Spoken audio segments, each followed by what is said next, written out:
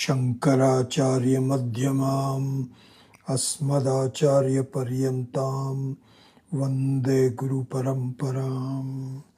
Om Bhatram Karnebhi Shrunuyama Devaah Bhadram Pashyema Akshabhiryajatraah Sthirairangai Istushtvagum Sastanubhihi Vyashema Devahitan Yadayu Swasti na Indro Vrittashravah Swasti nः Pusha Vishwavedaः Swasti nastarksho Arishtanemihi Swasti no Brihaspatirdadhatu. Om Shanti Shanti Shanti. Om Sahana Vavatu Sahanau Bhunaktu Sahaviryam Karavavahai Tejasvina Vadhitamastu ma Vidvisha Vahai. Om Shanti Shanti Shanti.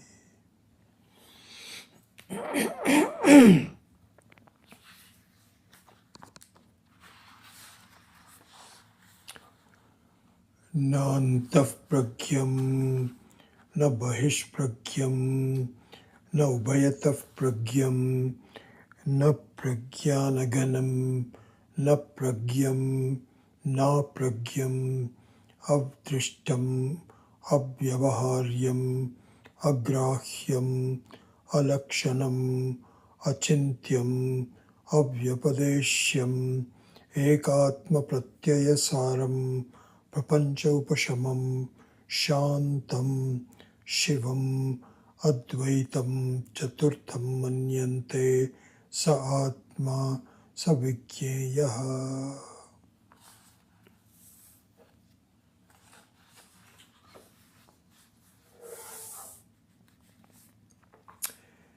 So we're seeing the meaning of the seventh mantra of this Upanishad, Mandukya Upanishad.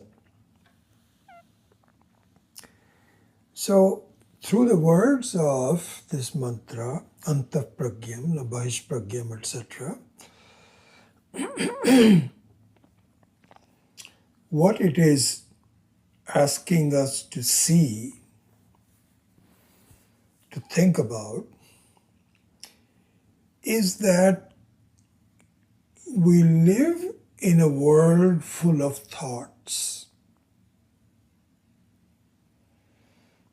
It's obvious, but it's worth analyzing.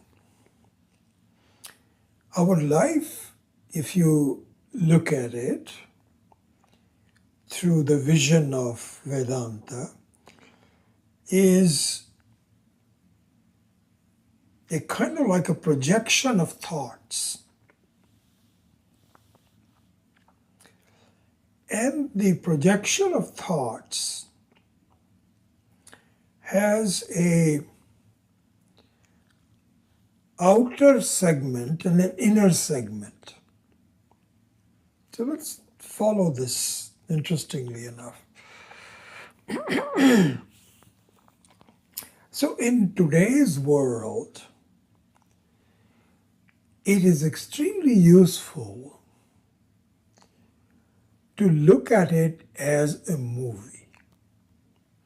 Quite honestly, at the time of Adi Shankara in the 7th century, I believe, if this movie was there, there were probably movies much earlier on, and then through the churn of time, perhaps it got obliterated, because we have evidence that in the Ramayana time there were airplanes, fast airplanes that you could vimana, that you could transport. So they were there, but somehow it got lost in the process, because it's a cyclical thing anyway. But in any case, if at the Adi Shankara's time, the movies were prevalent, he would have given this example. Instead, he talks about Gandharva Patanam, where a magician takes the clouds and makes pictures out of the clouds and kind of mesmerizes the people into looking at it that way. But he didn't have the example of the movie. If he did, I think the movie would be a great example. And our current acharyas all point that out. Excuse me.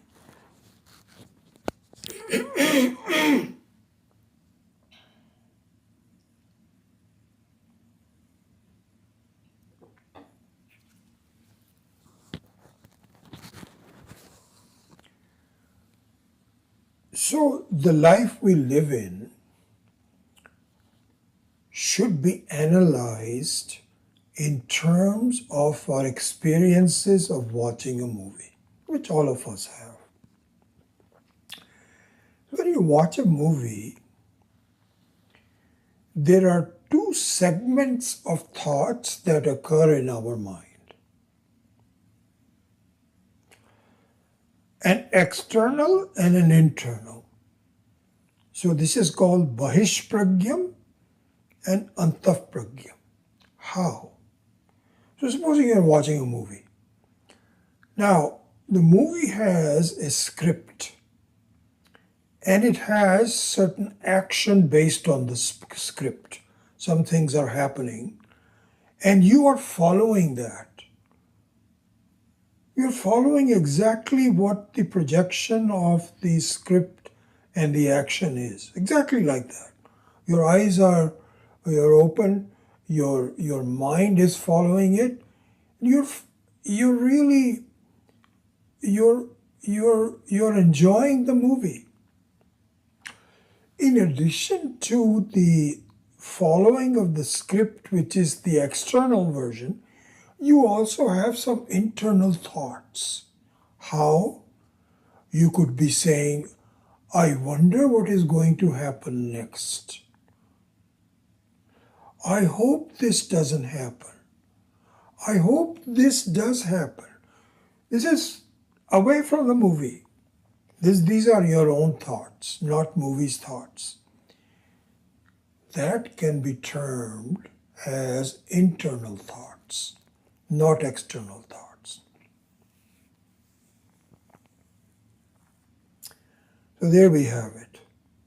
So now, in the case of the movie, this is what is called you're seeing a projection.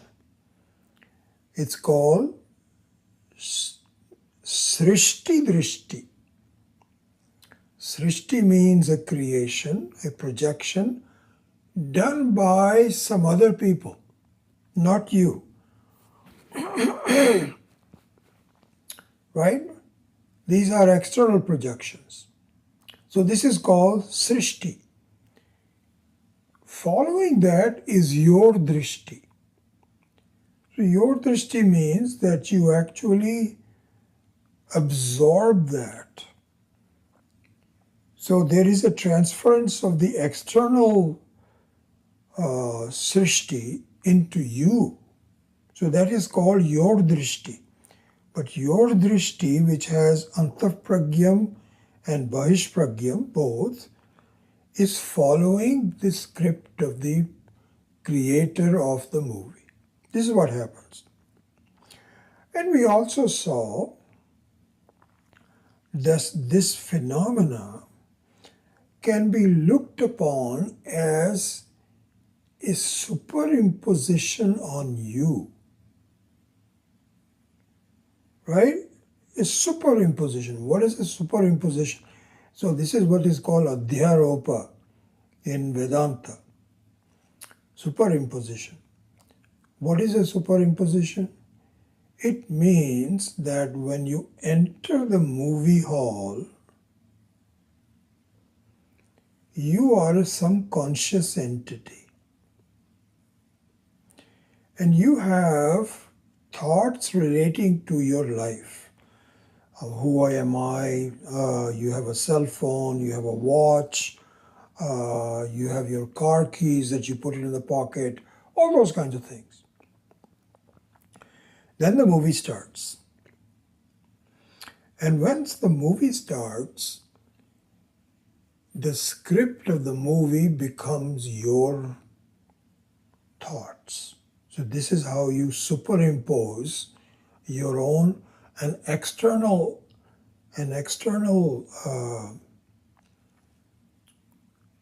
set of thoughts, external life onto yourself. And we also saw that this is kind of like an abhimana. This is an identification. Because to really get into the movie, for a while it looks like there is a screen and the lights are on, and then there's commercials, and then the commercials go, the movie starts just for a few minutes, for a few seconds actually. If a good movie doesn't take long, immediately action starts. You become identified with it. So this is the superimposition, adhyaropa. And you become identified with it as an abhimani. So this we have seen up to this point. I'm just putting it all together. So now this adhyaropa has an ending. When you come out of the movie, there might be some residual thoughts. These are called vasanas, emanating from your experience of having seen the movie. But now you're out of it. So the adhyaropa has what is called an apavada. So apavada means negation. And when the superimposition is negated, what is left out is your waking state, normal waking state. You now look at to see, okay, where is my car? And that's not sometimes easy to find in these huge parking lots. And then you see, what am I supposed to do next? Where do we go after this? Should we go out for dinner or for something? So all this is through the apavada. So then you find that the movie is gone. You enjoyed it, you experienced it, and that adhyaropa is now become an apavada. Right? Okay. Now there is another variant to this phenomena of watching a movie. There's a variant to it. What is the variant? You're dreaming. So just think about it. It is still a movie.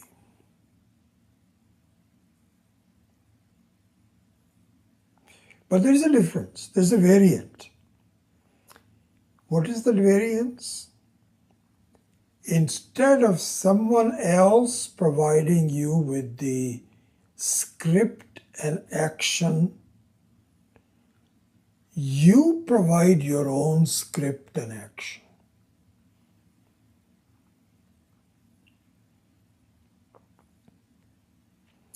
That's a variance. With that variance, the rest of it remains the same. How? There also you have Bahishpragyam and Antahpragyam. Strangely enough. How? Bahishpragyam means through your vasanas, through your memories, through not only the pure memories, but your tendencies, your fears, your emotions, through all of that, something triggers. You create a world, and then you experience it. And you experience it in two ways. Again, Bahishpragyam and Antahpragyam. How? So, if you remember the dreams, this is common to all the dreams. This phenomena is common. Some of the details of the dreams may be different, but the phenomena remains the same. Phenomena is that when you create a dream, there is an externality to it, and then there is an internality to it. The externality is you're seeing some action, you're seeing some people, you're seeing some situations, and you're following that. Oh, this is what's happening. Then you have some internal feelings about what you are watching. Why are people doing this? Shouldn't you be doing this? This is internal. Your analysis of the external scene that you're seeing is Bahishpragyam, and your reactions to it, your observance of it internally is the Antahpragyam. So there also this is the same thing. So this is the phenomena of the dream. Okay, so let's now go ahead.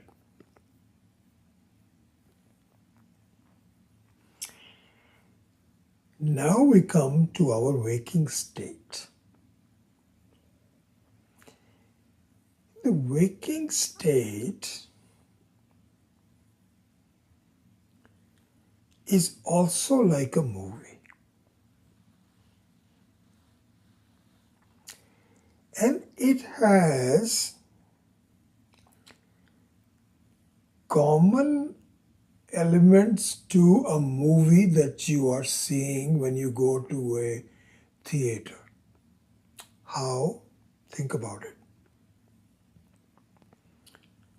The script is not your own. I would modify by saying the script does not appear to be your own. Right? The appearance is that there is some kind of a shrishti, some kind of a creation that you are walking into. Anytime you wake up in the morning, you now are the recipient of the experiences of a script and action created externally by someone. You think it is Ishvara, you think by somebody else. On a local level, it is created by elected governments, local governments, good people, bad people. That is a separate thing. But it is created externally. And of course, our experiences have the same two segments, which is Bahishpragyam and Antahpragyam. So Bahishpragyam is that you're watching, you get up in the morning and you see the things outside, and then you have your own reactions, your own thoughts, your own sense of relief, fears, all those kinds of things. That is the Antahpragyam. Bahishpragyam and Antahpragyam. Now, let's move ahead. We saw that In the case of seeing an external movie, there was a sense of identification, there was a sense of adhyaropa, and then followed by apavada.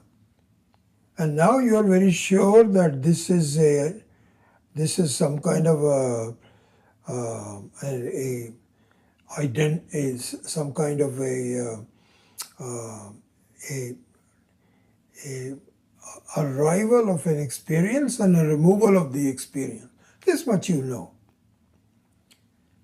That doesn't appear to be the case for your waking state. It doesn't appear this is like an adhyaropa. Not an adhyaropa. It is not, you don't feel like I'm identifying with this. Why not? Think about it. Because I don't understand the apavada. You see, an adhyaropa will be understood as an adhyaropa. Okay, and so that means that it is a superimposition. If it is understood as a superimposition only when it appears to come and go, then you can see it as a superimposition, like you're seeing a movie. But in the waking state, it doesn't appear to come and go, so you don't see it as a superimposition. You think this is reality. This is the way things are. Shastra says, wait. You are so taken in by the experience of life that you fail to see that there is an apavada also. How? Where is the apavada? All right. First of all, through the teaching of the Shastra, of Advaita Vedanta, the apavada will become crystal clear.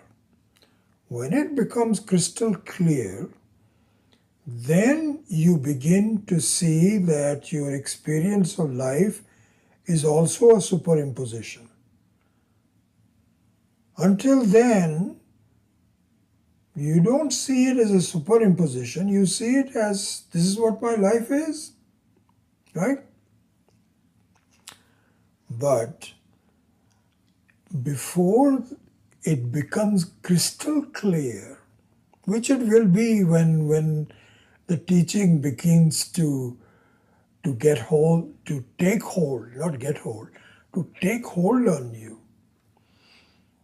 This is exactly what happens in Brahmanishta, right? That famous mantra, Pariksha lokan karmachitan ayat brahmanaha nasti akritaha kritena tadvigyana artham gurumeva gachet shrotriyam brahmanishtam.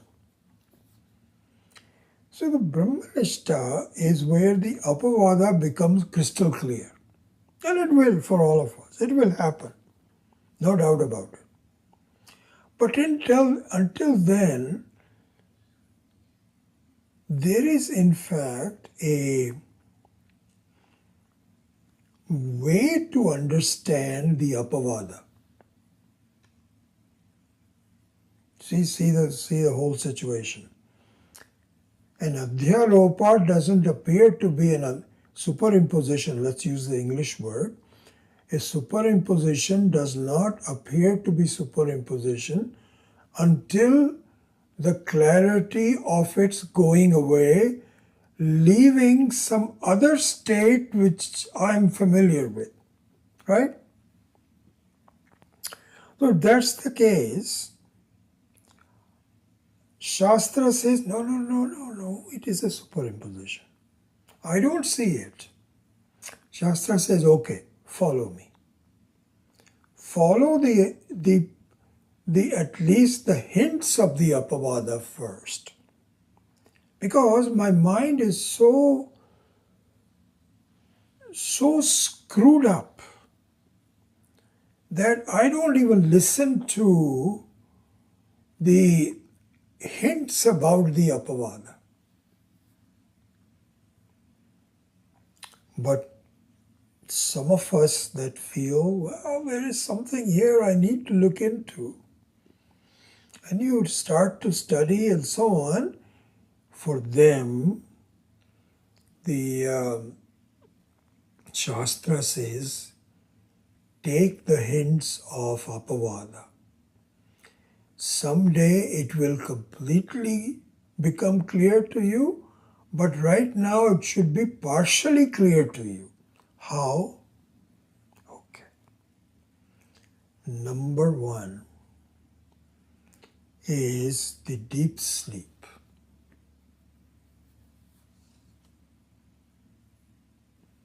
Okay. And what happens in these cases is that as we first start, we say,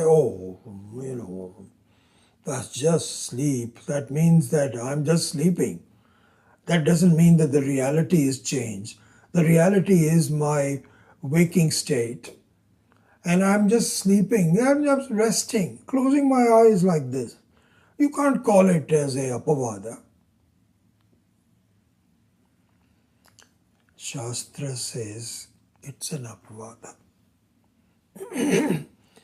Why is it an Apavada? Shastra says, look at it this way. You think that the external world is a reality? And we say, yes, of course, it's a reality. This room, the walls, the table, the classes, they're all the same. It's a reality. Shastra says, if it was reality, how do you define reality? Shastra says you need to sort of be very analytical about this. You have to use the right logic.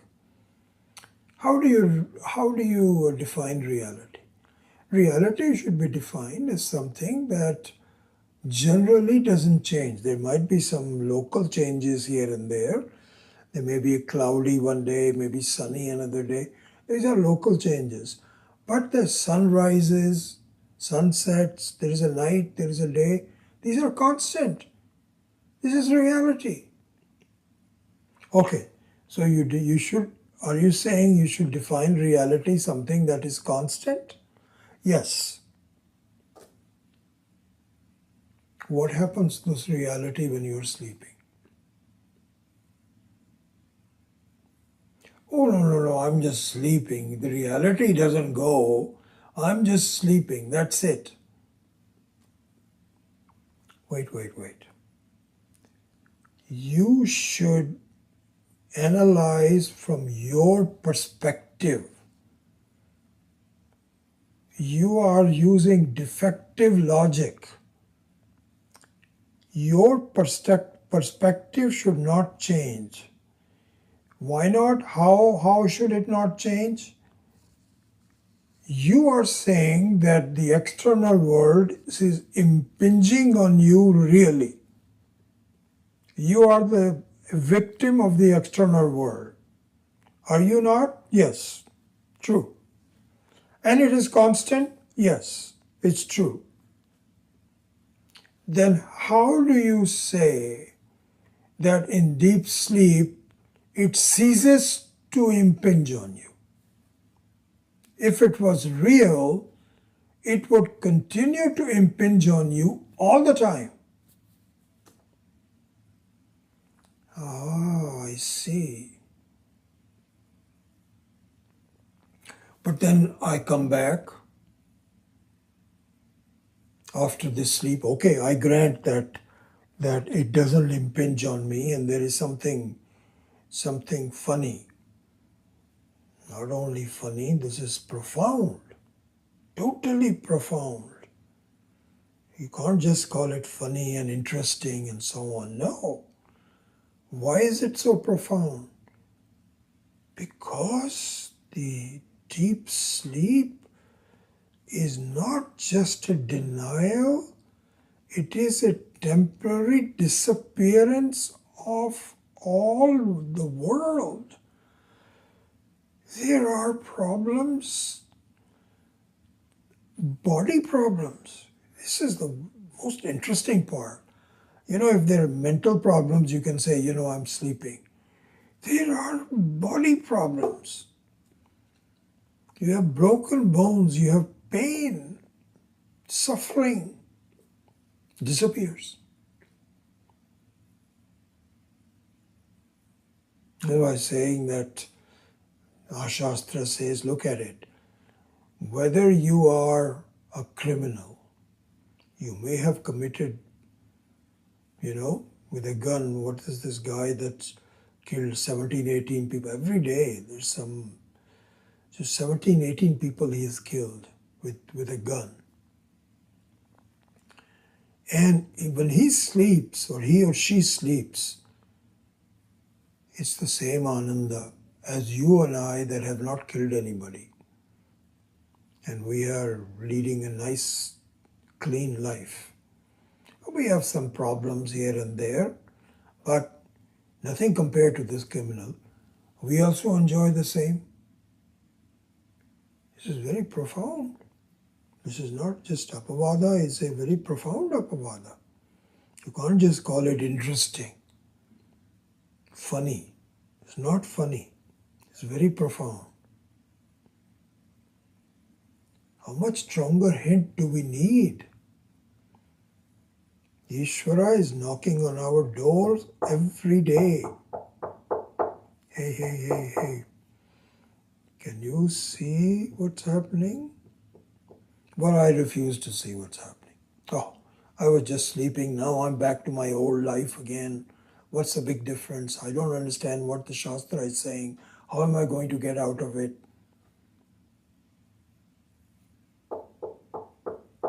Think. All right, if that's not enough, there is another apavada. That is through the dreams.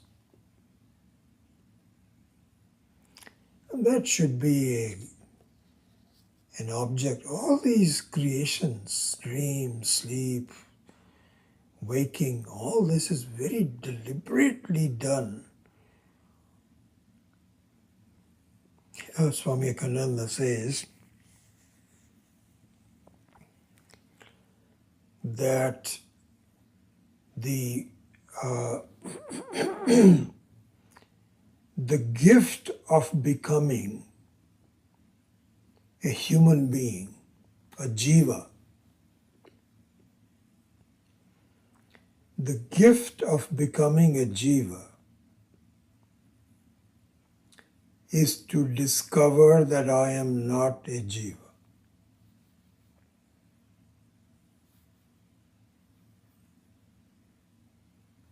See? Just think about that while I drink some water.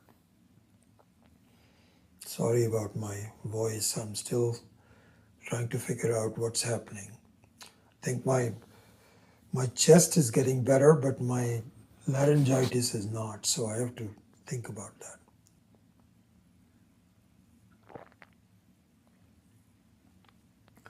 So Swami Kananda says, think about it. The gift of being a human being, a jiva. All the beings are jivas.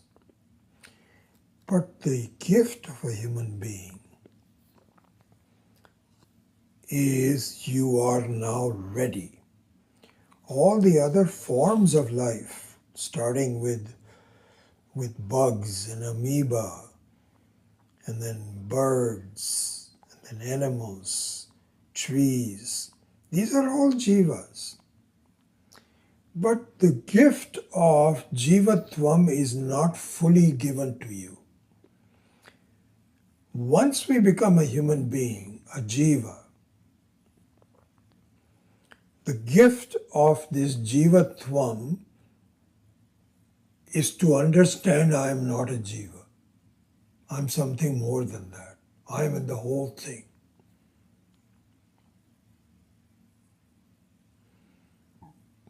But we misuse this gift, Swamiji says. How do we misuse the gift? We cling on to becoming a jiva all our life.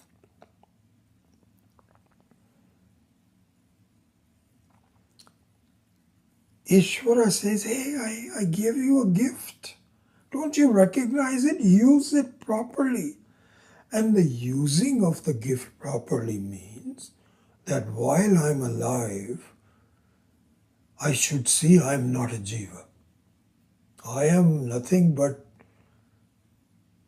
the same material, same vastu as Ishvara is, which is Brahman. Instead, I cling on to this jivatvam all my life and I cry about it. I don't know what's happening to me. I'm a jiva. I'm dying.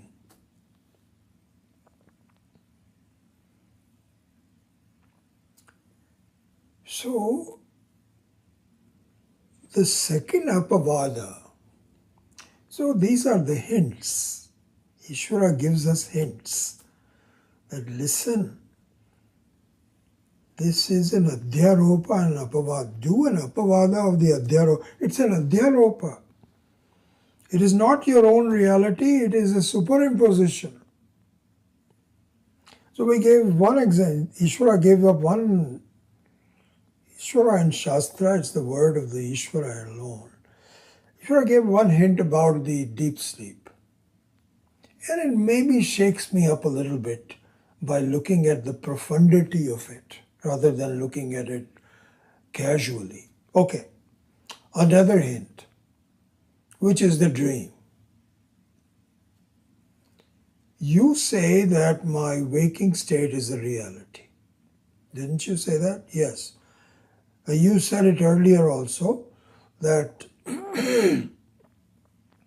this is the reality and my deep sleep was just a temporary denial of reality. And I told you that it is not just a temporary, casual denial of reality, it's a profound denial of reality. And it shook you up a little bit, hopefully. Let me give you another example, which is, you don't have to completely deny the reality of the waking state, but you now have an alternate reality which has nothing to do with your waking state. Completely different. And for a long time.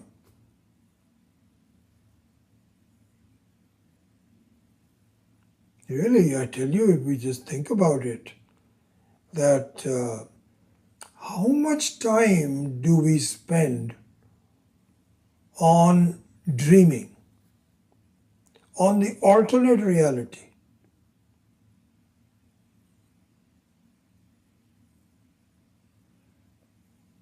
How much time do we spend? A lot of time. We ignore it. Oh, that was just a dream. Again, the same problem, non-thinking. If you are objective about it, just look at a 24-hour period. How significant a time we are not a abhimani for the Jagrata Avastha. We are an abhimani in a very strange world that I create myself.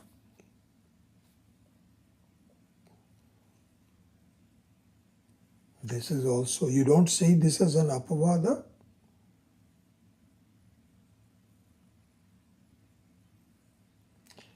In the explanation of the Sutra Bhashya, by Swami Akhandananda in his 3-volume book. Amazing, amazing explanation. I recommend all Hindi-speaking people to really get those. In addition to the Mandukya Karika, which is of course a huge and a very lengthy explanation. If you wanted a shorter and something more very specific, then try to get Swami Khandana, for Hindi-speaking people, try to get the books from on the four sutras of Brahma Sutra Bhashya. So in the Brahma Sutra Bhashya, Swami Akhandananda says,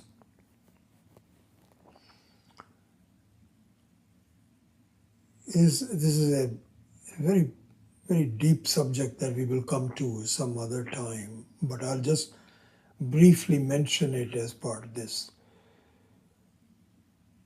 The real question is, am I being true to myself in my life or not?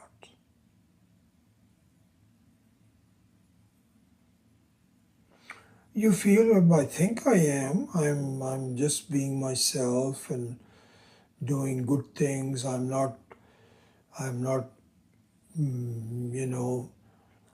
creating problems from others. I'm okay, and so on. So Swami Vivekananda raises a point. He says, look at the word I.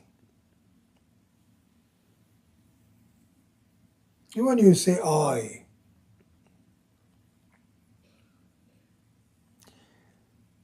so you have a thought I. When you say I did this, or I went here. So in the sentence, I went here, who is this I?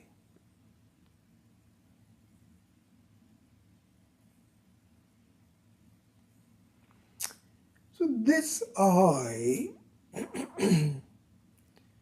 is a false I until you know who you really are.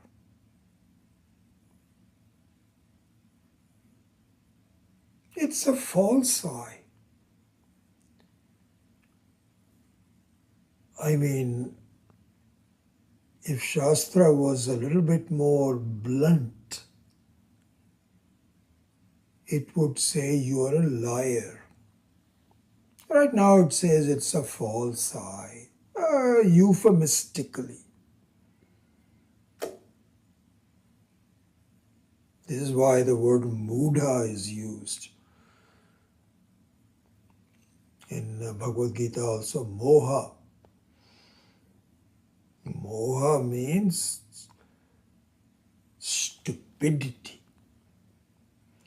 It's a false I. False I means, so here Swami Akhandananda makes a very beautiful point, really interesting. He says,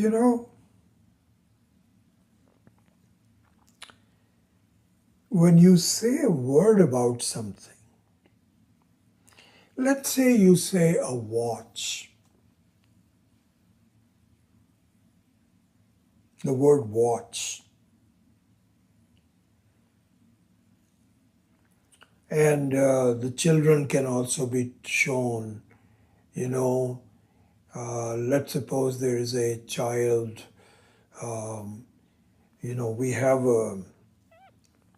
we have almost a 2-year-old grandson, and we are teaching him to say words. And so we can say, Arjun, can you say watch? And right now, he is purely focused on articulation. It is amazing how this whole how whole thing works. At first you cannot pronounce accurately. So you have to learn how to say watch. And I think I was telling you this, I'm very lucky that he calls me Papa. And Pa is easy. But my wife asks him to call her Dadima. He cannot say it. They cannot say it. He says, muddles it up completely. Anyway, going back to the example, so there is a word called watch. So here, Arjun can say watch eventually. If we keep on repeating, say Arjun watch. Arjun say watch. And at first he'll say wow. Then he'll say wow. Then he'll say watch. Then say watch. He's got it. He's got it. He's got the words watch. Does he know what watch is?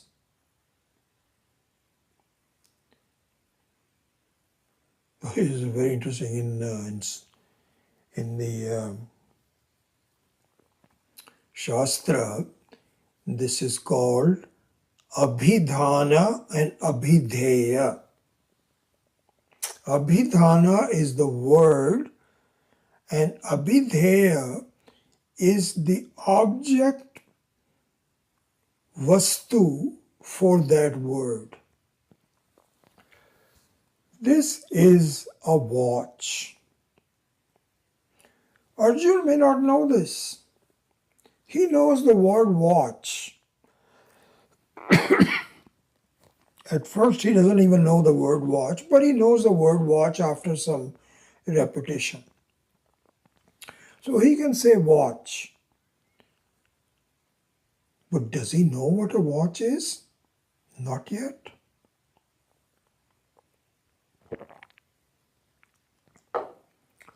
So the first step is to tell him to say the word watch.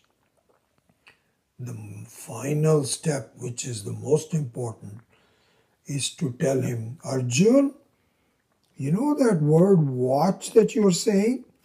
This is a watch. It'll take him a while to connect it, the watch, the word, and this. But eventually he would say, okay, yeah, this is a watch. Then you can say, Arjun, I've lost my watch. Have you seen it? He'll say, yes, I think I saw it there. You left it in the bathroom. He's got it.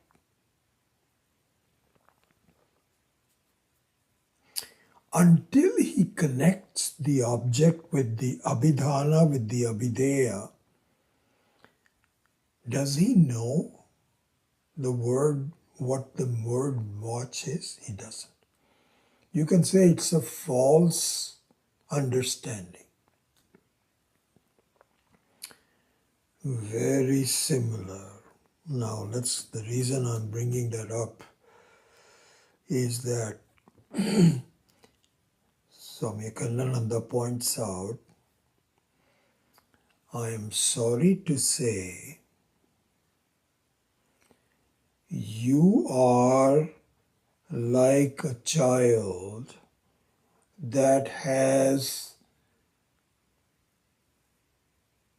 perfected saying the word but doesn't know what the object of that word is.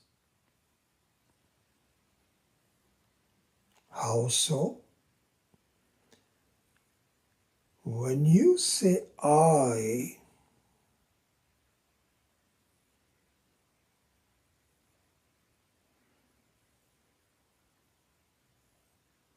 are you connecting the word I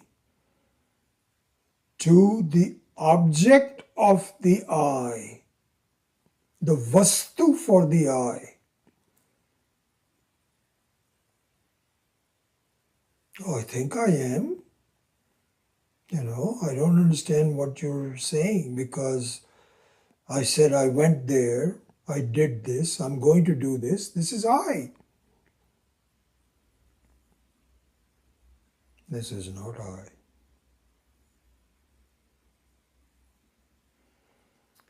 This is a false I. It is like Arjun saying, oh, this is a watch. This book is a watch. Hey, each word has a unique object. And if you know what that object is associated with the word, you know it. Then you are talking truth. Otherwise, you are just doing false things. You can do anything you want to. You can say, this is a watch. This is a watch. It is not. This is a watch. Similarly, when you say I, you know what that means?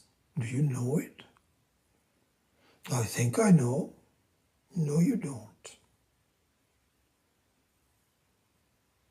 You are not really, you are just, you're babbling. This is exactly what, when we talked about the Shastra saying you are a liar. Okay, I won't go that far to say you are a liar because you feel very offended if anybody calls you a liar. Okay, so I won't call you a liar. But you're like a baby babbling. I went this, I do this. Which I are you talking about?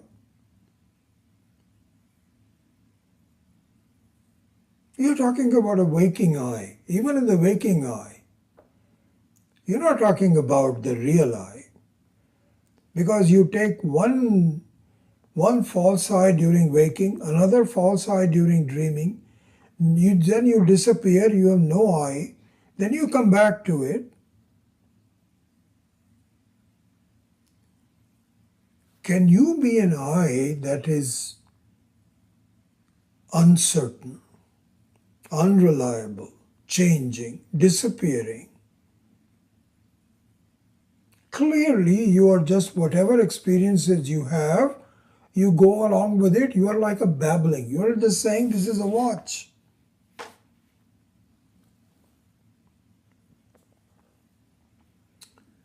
Swami Kananda says,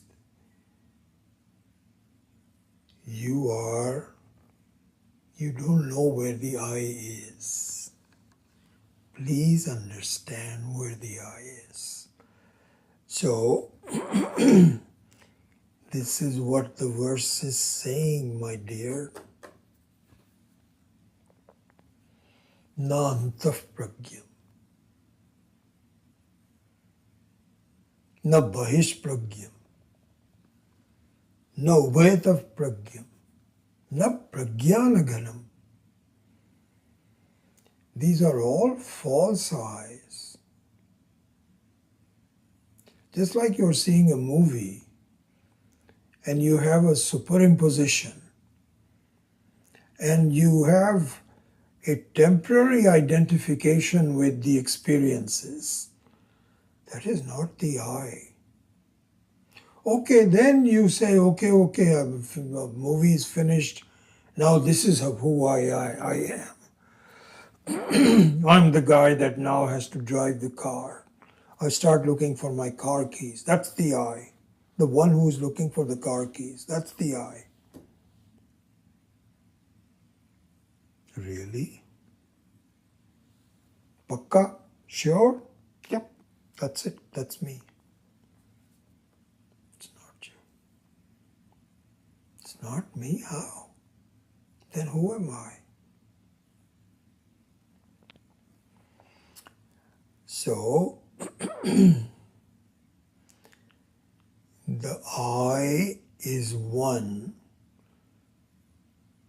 who takes on these roles without changing itself.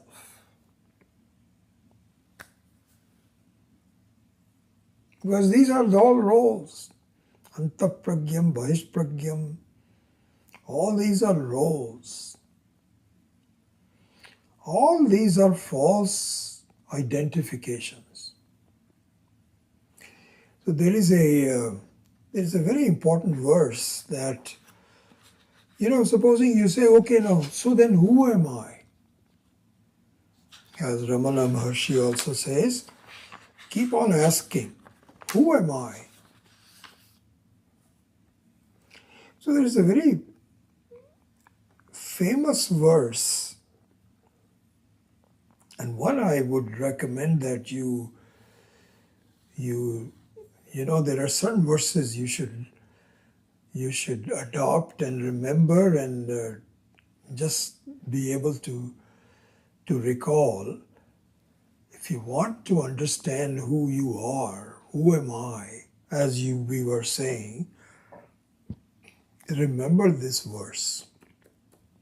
So let's go over that. I think we have enough time to do it. So this is from one of the Puranas, Linga Purana, I believe.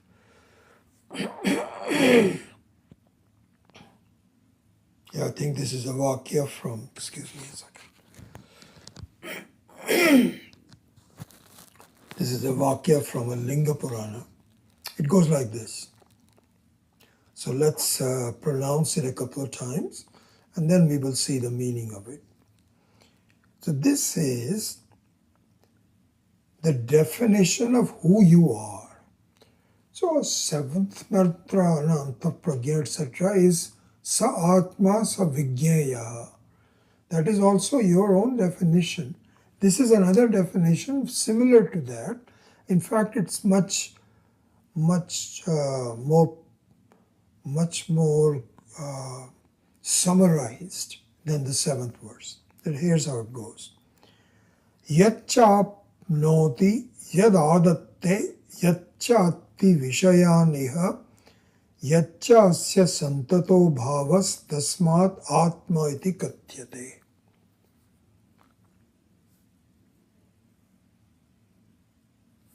This is the, so what I might do, if you want to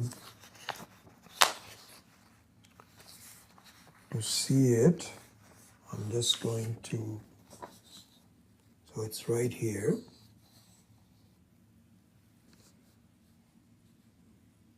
So if you want to just look at it for a second.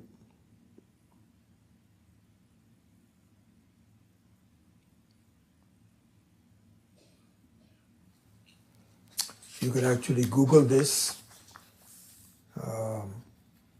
You can say, I don't know if you have on my laptop, I can make my keyboard into a Devanagari and I can say Yachapnoti and then press, and it gives me the reference. So you can actually look at it that way, whatever way. Anyway, let me go through that. It says Yachapnoti yadadatte yachati vishayan iha yachasya santato bhavas tasmat atmetiti katyate. So now let me parse it. Yat cha apnoti. So yat means the one. That is tasmat atma iti katyate. It is called atma. Katyate means it is called atma. Atma means I. Remember we were talking about who is the real I. Are you able to connect the word Atma with the Vastu Atma? So this is the Atma, the Vastu. And the Vastu Atma is Kathit. Tasmat, therefore. Tasmat means therefore. So there is a reason why it is there. Therefore, this is called Atma. Now we have an accurate connection between the word and the Vastu. Right? So what is the Vastu? So this is very, very, very profound. He says, Yat cha apnoti. So the cha here means and. The one that apnoti. And what is apnoti? We'll see in a minute. Number one, so there are four things given in this. Yat cha apnoti, yat adatte, yat cha atti, vishayan iha.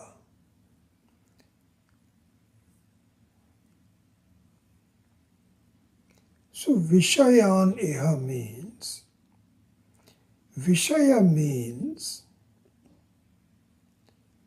an external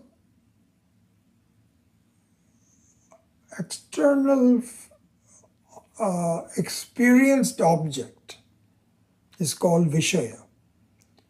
So for example, table, book, these are all Vishayas. There is a explanation for why it is called Vishaya, because it binds me. That's a separate thing altogether. Not a separate thing, it is also part of it. But for here, the one that has the person that has a certain relationship with external objects in the following way is called an Atma. Okay, it's a very, very accurate, very airtight explanation of the Vastu called Atma. So if you have the question, this is the Ramana Maharshi question, who am I? This is who you are. And who are I? Who am I? That does these three things. What are the three things? Apnoti, adatte, and atti. Vishayan iha. So these objects right in our life itself, that the one that has three kinds of relationships, that appears to have three kinds of relationships, but in fact has no relationship whatsoever. That is the second line. Yatcha asya santato bhava. Without having any connection, the one that has three apparent connections is called the Atma. So now let us analyze the three connections. First one is Yatcha apnoti.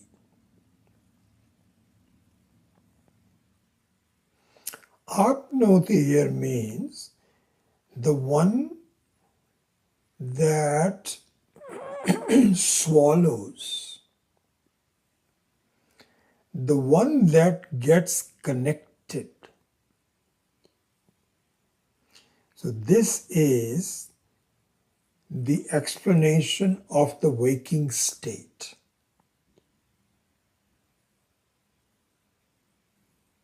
Right? Apnoti here means Vishayan apnoti. External objects I swallow. How do I swallow? Because I connect to them. They become me. This is an interesting thing to see. You see,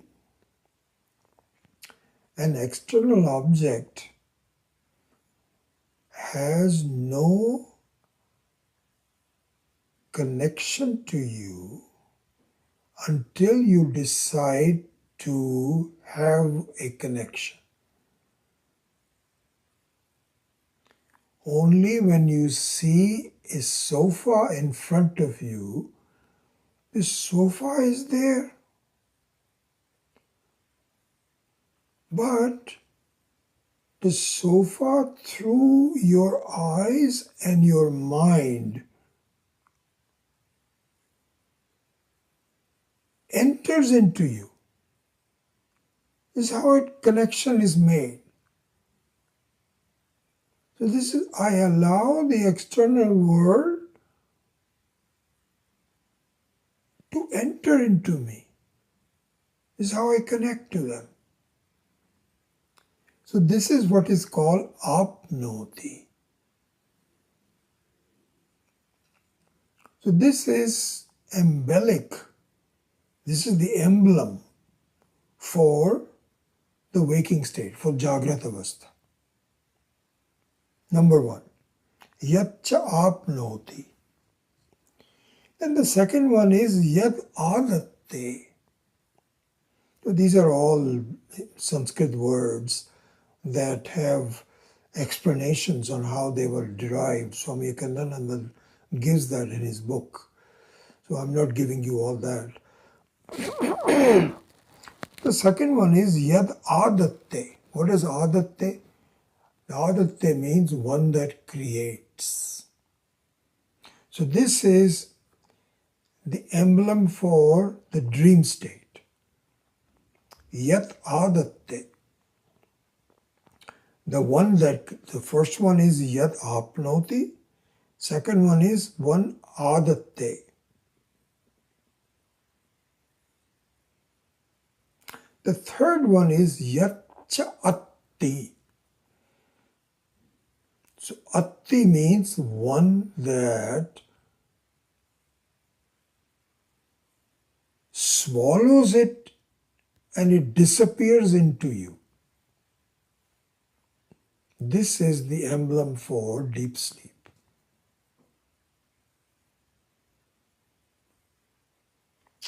Because the first one is apnoti, I allow it to be connected to me. The second one is that I create it and then get connected to it. First I create it, and by the creation itself I'm connected to it. And the third one is atti. Atti means, adanam means to eat. So when you have some dal and roti, so those are external objects, but after eating you swallow it and it disappears into it. So this is exactly what happens in deep sleep. You swallow the whole world. Vishayan iha. So these are the first line of this shloka refers to the three states of my experiences. Yatcha apnoti yadadatte yatcha atti vishayan iha. All right, now comes the second line of the verse. Yatcha asya santato bhava. Santato bhava means the one who remains the same. Without changing, he or she has all these experiences. Three experiences totally different from each other. And yet, think about it. It has, you are still the same. Life after life, you become I. That I, the Sakshi, despite having all these experiences, has no effect. What an amazing thing. That is the I. If you knew that I, you would be like a small toddler that has finally connected the word watch with the object watch. If you knew this well, then you will become a knowledgeable person who lives a truthful life of who I am, who you are. Until then, I'm sorry to say, you're leading a false life. You're pretending, I am doing this, I am doing that. That I doesn't do anything. It just goes through all these experiences without changing anything. If you knew that, then you have the right connection between the name and the vastu. So anyway, we'll continue with this. If you have a chance, for those of you that know a little bit of, Sanskrit or Devanagari, look this up and really write it down and commit to your memory if possible. Om Asato Ma Satkamaya Tamaso Ma Jyotirgamaya Mrityorma Amritam Gamaya Om Purnamadav Purnamidam Purnat Purnamudachyate Purnasya Purnamadaya Purnameva Vashishyate. Om Shanti Shanti Shanti. Harihi Om. Shri Gurubhyo Namaha. Harihi Om.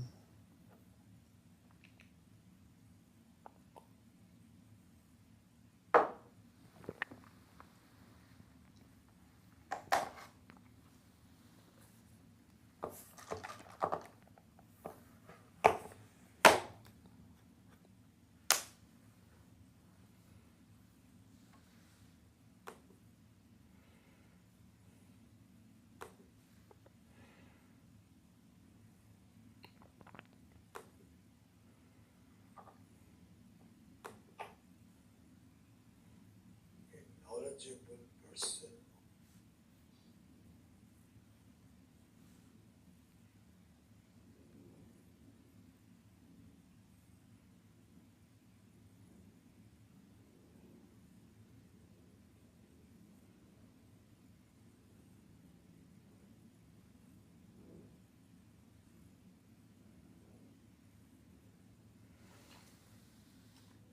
Good. Good to see you all.